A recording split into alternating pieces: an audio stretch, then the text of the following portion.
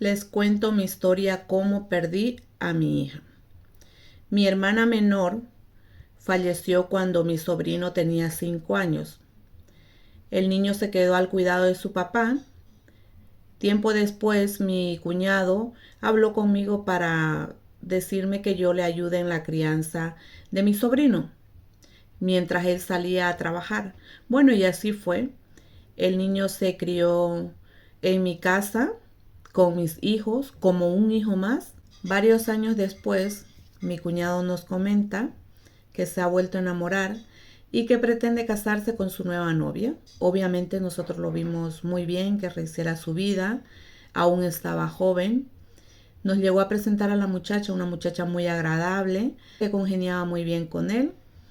Unos meses después se casaron, se fueron a vivir a su propio departamento y mi sobrino no se quiso ir con su papá, decidió quedarse en casa con nosotros. Nosotros aceptamos que siga viviendo en nuestra casa porque él se había criado con mi hijo y era como un hijo más. Y bueno, llegaron los 15 años de mi hija, todo hasta ahí normal.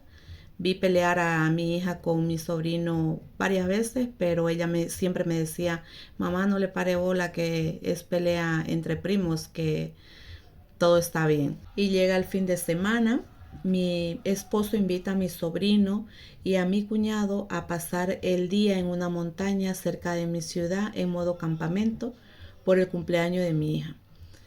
¿Quién iba a decir o quién iba a pensar que ese día iba a ser el peor día de nuestra vida? Esa noche juegan, ríen, luego cenan, se van a dormir, cada uno a su tienda de campaña. Al día siguiente mi esposo va a buscar a nuestra hija para desayunar juntos. Ve que ella no está.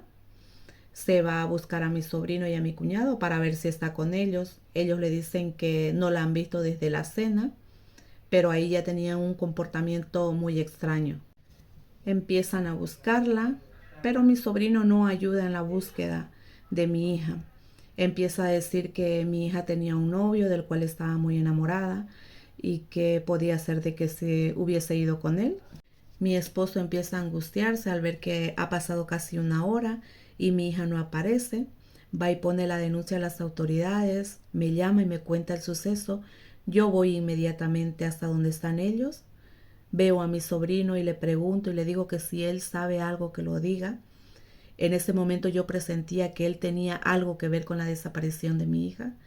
Mi cuñado escucha mi conversación con mi sobrino y empieza a decirme que qué es lo que le pasa. Usted está loca, porque le dice eso a mi hijo, lo está culpando de lo que le está pasando ahora mismo a su hija.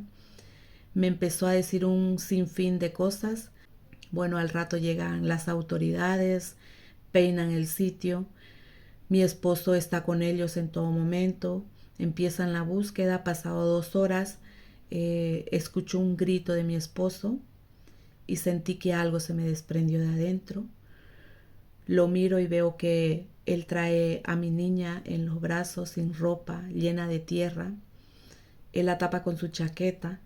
Los paramédicos hacen su trabajo para poder reanimarla, pero ya ella había fallecido. Se hicieron los análisis forenses. Se demostró que mi hija había sido abusada por 2 personas. En ese momento sentí que todo el mundo se me venía encima. Sentí que todo era un mal sueño, que iba a despertar y que mi hija iba a estar con nosotros en nuestra casa.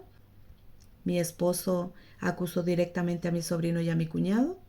Entraron en prisión y a los pocos meses encontré un diario de mi hija donde decía que ella tenía una relación con su primo, pero que ella ya no quería estar con él y que pensaba dejar la relación, y él no lo aceptó.